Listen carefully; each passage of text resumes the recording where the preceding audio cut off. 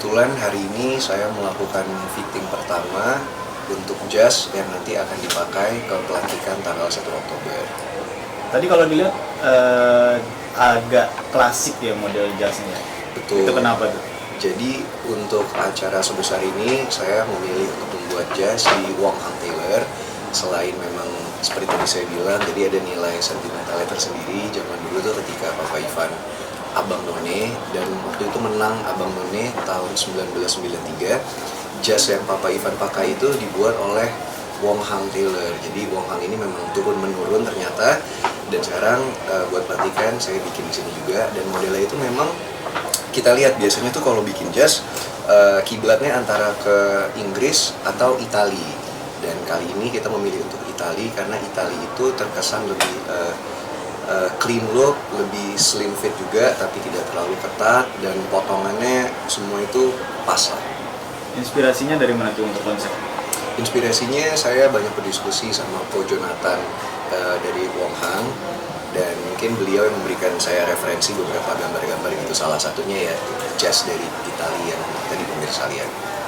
Apa yang spesial dari jas kamu hari ini?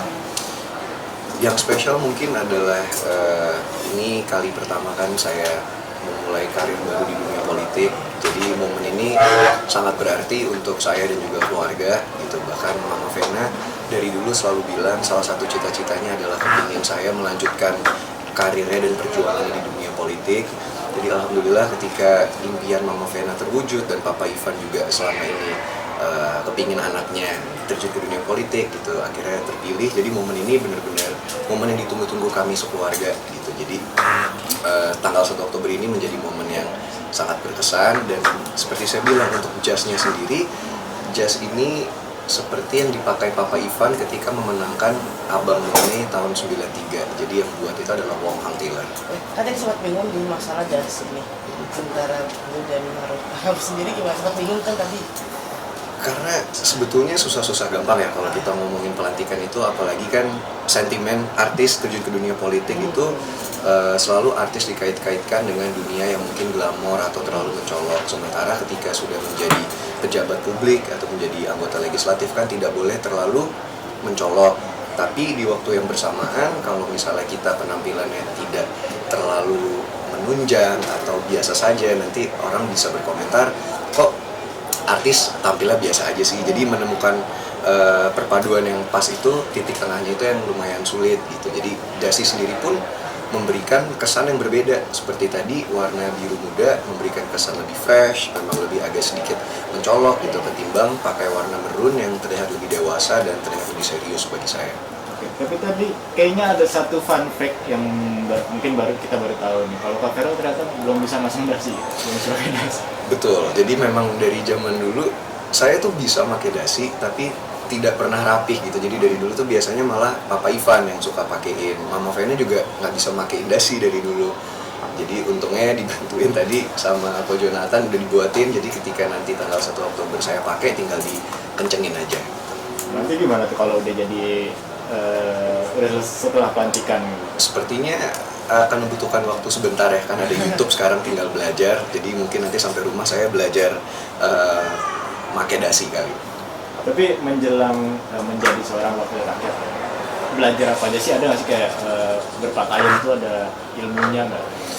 Kalau untuk berpakaian sendiri mungkin itu hal yang udah saya pelajari dari dulu kali ya. Karena kalau kita ngomongin pakaian laki-laki yang formal, jas dan segala macam itu memang banyak ngambil etika-etika berpakaian dari Inggris gitu. Kemarin kan saya juga ke Oxford, mereka memang sangat detail dan sangat spesifik untuk pakaian. Jadi misalnya kita ada ujian di hari tertentu, itu harus memakai pocket square warna tertentu, kaos kaki aja harus memakai warna tertentu gitu. Bahkan sampai etika ketika makan malam, menggunakan alat-alat yang ada di meja itu, table manner seperti apa, itu mereka sangat detail gitu. Cuman untuk menjadi wakil rakyat sendiri saya rasa berpakaiannya harus lebih sopan, lebih rapi, dan yang pastinya jangan terlalu mencolok seperti menjadi artis sebelumnya.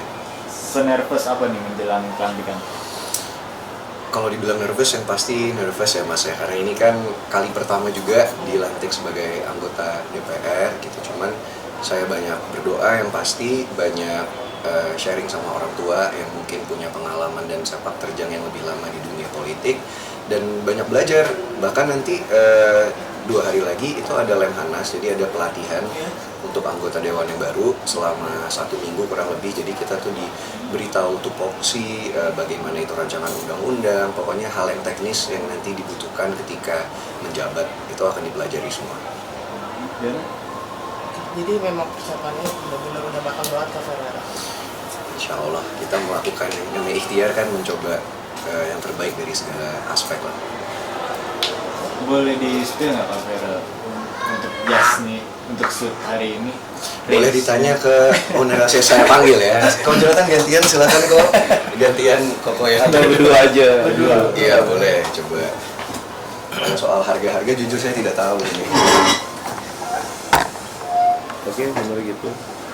Aman? Halo. Harga mungkin jangan kali ya. Iya, Koko yang puter-puter lah. Harga sepertinya kurang enak kalau gitu. Harga kalau Kurang enak kalau di spill. Oke ya. Ngobrol gue. Dek. Oke, kok apa kesulitan untuk membuatkan jazz seorang Vero? Seperti yang tadi saya bilang, yang membuat sulit karena badannya Farel terlalu bagus. Jadi orang normal biasanya kebanyakan orang lah ya. Kalau bahunya M, dadanya M, perutnya M, pinggulnya M. Kalau Farel beda banget, V-shape banget. Jadi bahunya Farel ini ukurannya XL, dadanya L, Pak, tapi perutnya cuma S. Jadi sangat curvy. Iya. Tapi kalau untuk shoot acara-acara formal atau seorang wakil rakyat lah kayak Vero, itu berbeda dengan shoot yang beredar di pasar nggak sih? Ada bedanya nggak sih? toko-toko lain. Tentu berbeda. Karena apa? Karena dari segi cutting ya. Kalau ini kan yang saya desainkan untuk Farel itu bespoke. Bespoke jadi benar-benar sesuai dengan badannya Farel. Jadi kalau Farel cari di pasaran, cari misalnya di ready to wear shop yang sudah jadi, pasti nggak akan pas. Karena tadi yang saya bilang bahunya XL, perutnya S. Jadi kalau mau disesuaikan dengan perutnya, bahunya pasti sempit, dadanya kebuka banget pasti. Tapi berarti harus banyak ini dong, kayak request atau bikin gitu. Harus bikin, harus selalu bikin. Harus selalu bikin. Apalagi udah jadi wakil rakyat, harus selalu. Sepertinya buat kesini terus nanti. Siap. Sebenarnya nggak kesulitan juga nggak sih cover untuk menjadi jazz? Maksudnya selain kayak buat langsung gitu, misalkan buat langsung kayak beli langsung gitu, kesulitan nggak sih sebelumnya? Mungkin kalau saya, sepengetahuan saya ya kok ya, kalau bikin jazz itu memang disarankan yang bespoke, jadi disesuaikan sama ukuran badan masing-masing. Karena kalau kita beli yang udah jadi kan template kadang-kadang tidak pas ya, mungkin badan kita panjang akhirnya ngatung atau banyak faktor lah. Dan dari awal saya cerita sama Papa, memang yang menyarankan salah satu itu Papa Ivan. Jadi memang saya yang chat langsung ke Wong Ha, boleh nggak kita ada project kita buat pelantikan ini, dan alhamdulillah direspon dengan baik oleh Ko Jonathan. Pasti harus. Nah tadi kan agak bingung di bagian warna dasi nih. Seberapa pengaruh sih warna dasi itu ke looks? Penampilan gitu. Menurut saya pengaruh banget, karena tadi dari teman-teman juga bisa lihat waktu saat pakai biru looknya fresh banget. Waktu begitu marun langsung kayak serius banget, mature, lebih dewasa banget. Cuman mungkin untuk Farel ya, saya memang ngerasa lebih cocok pakai light blue, baby blue, biru. Kenapa? Karena Farel meskipun wakil rakyat tapi masih muda. Ya, untuk supaya relevan dengan generasi muda, lebih cocok kalau vibes-nya juga harus fresh. Karena kalau vibes-nya terlalu tua, terlalu mature, orang-orang yang melihat yang generasi muda juga nggak akan relevan Ya, setuju. melihatnya. Setuju. Kayak lebih fresh dikit juga ya kalau. Iya. Dan mungkin sesuai ini kali, identitas saya dulu kan tetap bagaimanapun juga artis gitu, dan artis identik sama hal yang mencolok, yang fresh gitu. Jadi mungkin emang betul lebih relevan, lebih ini nih identitas seorang Verrel Bramasta dengan versi yang lebih rapi dan sopan, tapi tidak terlalu keluar dari karakter dan image saya yang selama ini orang-orang kenal.